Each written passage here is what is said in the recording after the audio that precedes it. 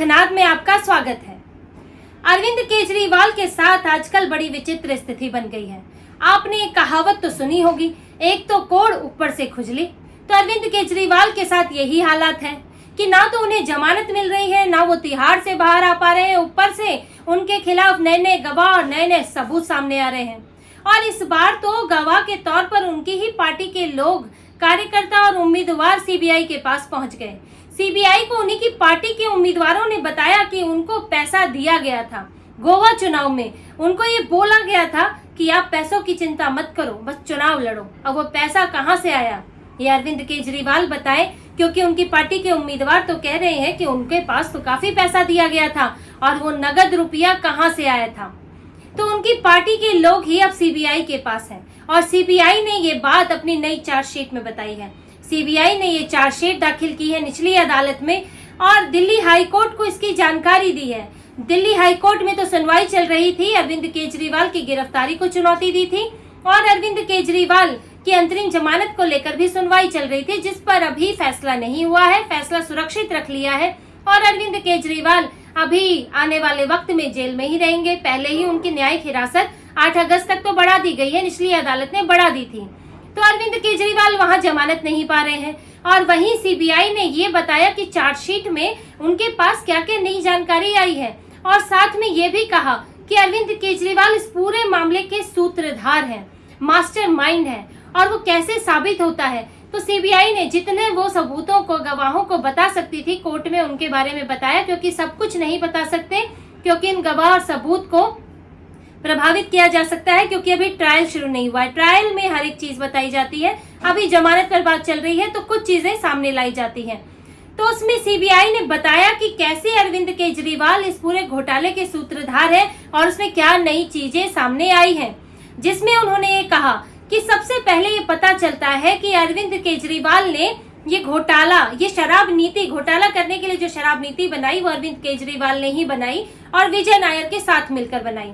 विजय नायर, जिनके बारे में पहले भी चर्चा हो चुकी है, जिनकी बड़े शराब कारोबारियों से पहचान थी, उनके लिए वो फेस्टिवल्स ऑर्गेनाइज किया करते थे, ओनली मच लाउडर उनकी कंपनी थी। और अरविंद केजरीवाल के बहुत करीबी आ गए जब वो आम आदमी पार्टी में आए और उनको सचिवालय में बिठाया जाता था। अरविंद केजरीवाल इनकार करते हैं, कहते वो आतिशी और सौरभ भारद्वाज को रिपोर्ट करते थे, लेकिन वो तो सचिवालय में बैठते थे। अरविंद केजरीवाल के बगल में बंगला भी था, सीएम ऑफिस में भी काम करते थे। तो विजय नायर की बड़ी भूमिका है। विजय नायर ने शराब नीति को तैयार करने में, शराब कारोबारियों के साथ मिली भगत करके शराब नीति में बदलाव करने में भूमिका निभाई और उसके बदले पैसों के लेन देन में भी, इधर से उधर पैसा पहुंचाने में भी उनकी भूमिका थी और विजय नायर सरकारी गवाह भी बन गए हैं। अब मनीष सिसोदिया के ही under, Manish Sisodia deputy CM, Manish Sisodia के अंडर काम करने वाले एक आईएएस अधिकारी ने सीबीआई को बताया है कि साउथ ग्रुप से तैयार की हुई शराब नीति लेकर विजय नायर आए थे और उनको बोला था कि इसको कंप्यूटर में डालना है, यानी कि इसको टाइप करके एक डिजिटल फॉर्मेट बनाना है। और जब विजय नायर उस आईएएस अधिकारी के पास आए तो अरविंद केजरीवाल भी वहां मौजूद थे विजय नायर के साथ। अब आप समझ लीजिए कैसा कोऑर्डिनेशन था कि दोनों वहां मौजूद थे, आईएएस अधिकारी के पास आए थे। विजय नायर का क्या हक बनता है, लेकिन विजय नायर सचिवालय में अरविंद केजरीवाल के करीब, तो वो आईएएस अधिकारी को ये बोल सकते हैं कि इसको, इस शराब नीति का क्या करना है, आगे क्या कदम उठाने हैं, क्योंकि अरविंद केजरीवाल वहां मौजूद है तो उस आईएएस अधिकारी को मानना ही पड़ेगा। अब इनके सूत्रधार होने का जो दूसरा सबूत सीबीआई दे रही है, सीबीआई ने कहा है कि अरविंद केजरीवाल, क्योंकि वो पूरी कैबिनेट के मुखिया हैं, उन्होंने हर एक मंत्री को नियुक्त किया है और अरविंद केजरीवाल ने ही शराब नीति पर साइन करके दूसरे मंत्रियों को भेजा था और एक दिन के अंदर सभी ने वो फाइल साइन करके दे दी थी। और वो भी कोरोना के समय पर ये बात हो रही है, जब काम वैसे ही थोड़े धीरे चल रहे थे, स्टाफ कम था, कोरोना का दौर था, तब एक दिन में आनन फानन में ये फाइल सभी ने साइन करके दे दी और एक दिन में ही जो कैबिनेट की मीटिंग, ग्रुप ऑफ मिनिस्टर्स की मीटिंग अरविंद केजरीवाल के घर पर हुई थी, उसमें इस फाइल को अप्रूवल मिल गया। और उस मीटिंग में विजय नायर भी थे, ना वो मंत्री ना वो कोई अधिकारी, लेकिन विजय नायर वहां थे।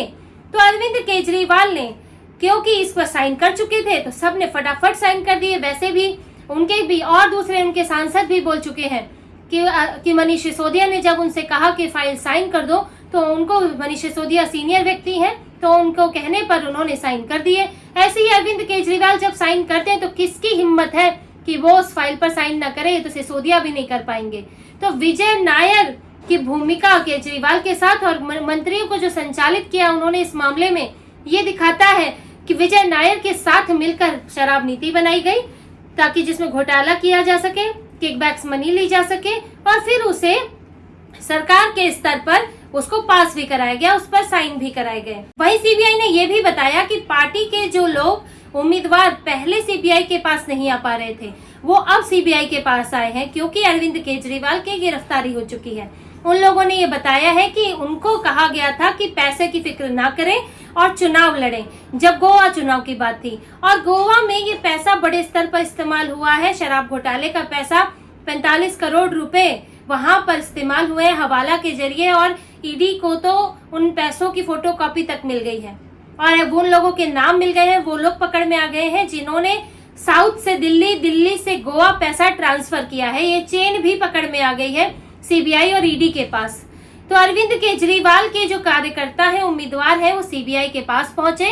उन्होंने बताया कि वो क्या क्या जानते हैं और किस तरह से अरविंद केजरीवाल ने किस तरह से केजरीवाल इस चीज के, इस पूरे घोटाले के सूत्रधार रहे हैं और उनको क्या क्या कहा गया था, ये बात उन्होंने बताई है। और सीबीआई ने ये भी कहा, जब उन्होंने जमानत का विरोध किया तो ये कहा गया कि अरविंद केजरीवाल को आज अगर जमानत मिलती है तो वो बाहर गवाहों को इन्फ्लुएंस कर सकते हैं। और उसका एक बड़ा उदाहरण पंजाब से सामने आया कि पंजाब में सीबीआई को 2 अधिकारियों से पूछताछ करनी थी। अब आप क्योंकि सरकारी अधिकारी हैं, आपको पंजाब सरकार से परमिशन लेनी होती है। अब पंजाब में मंत्री जो है भगवंत मान है, वो मुख्यमंत्री हैं, लेकिन उनका होना ना होना एक बराबर है क्योंकि वो अरविंद केजरीवाल की मर्जी के बिना तो एक पाँव नहीं रख सकते। वो अरविंद केजरीवाल ही वहां की सरकार चला रहे हैं। वो वैसे भी भगवंत मान को और उनके हेलीकॉप्टर को लेकर तो वो साथ ही घूमते रहते हैं। तो भगवंत मान की अपनी कोई बहुत हैसियत नहीं है पंजाब के मुख्यमंत्री के तौर पर। तो उस समय जब अरविंद केजरीवाल अरेस्ट नहीं हुए थे तो उन 2 अधिकारियों को परमिशन डिनाई कर दी गई। सीबीआई उन तक पहुंच नहीं सकी, सीबीआई को इसकी परमिशन नहीं दी गई। लेकिन जब अरविंद केजरीवाल गिरफ्तार हुए, मार्च में गिरफ्तार हुए, उसके बाद वो जो 2 अधिकारी थे तब वो सीबीआई के पास आए और उन्होंने सीबीआई को कुछ जरूरी जानकारियां दी। और ये कब हो पाया? क्योंकि अरविंद केजरीवाल गिरफ्तार थे, वो अब उस तरह से फैसले नहीं ले सकते थे, दबाव नहीं बना सकते थे जैसे कि बाहर रहकर, क्योंकि इतनी उनसे बातचीत नहीं हो पाती जेल में, एक एक चीज की उनको जानकारी नहीं मिल पाती। तो कुछ फैसले तो अब इनके मंत्रियों अधिकारियों को खुद से करने पड़ेंगे क्योंकि अरविंद केजरीवाल अब 24/7 तो अवेलेबल है नहीं। इसी वजह से उन्होंने कहा कि मुझे हफ्ते में 4 बार अपने वकीलों से मिलने दिया जाए, जिस पर ईडी ने कहा कि वो वकीलों से अपने केस पर नहीं मिलना चाहते, वो उनसे राजनीतिक मैसेज भी पहुंचाना चाहते हैं ताकि वो जेल में बैठ के पार्टी चला सके, सरकार चला सके, क्योंकि दोनों की मुखिया तो वही है। तो अगर वो जेल से बाहर आते हैं तो फिर से गवाहों, सबूतों को इन्फ्लुएंस कर सकते हैं, छेड़छाड़ कर सकते हैं, इसलिए उन्हें जमानत ना दी जाए। इसके अलावा सीबीआई ने 5 और लोगों को इस चार्जशीट में आरोपी बनाया है।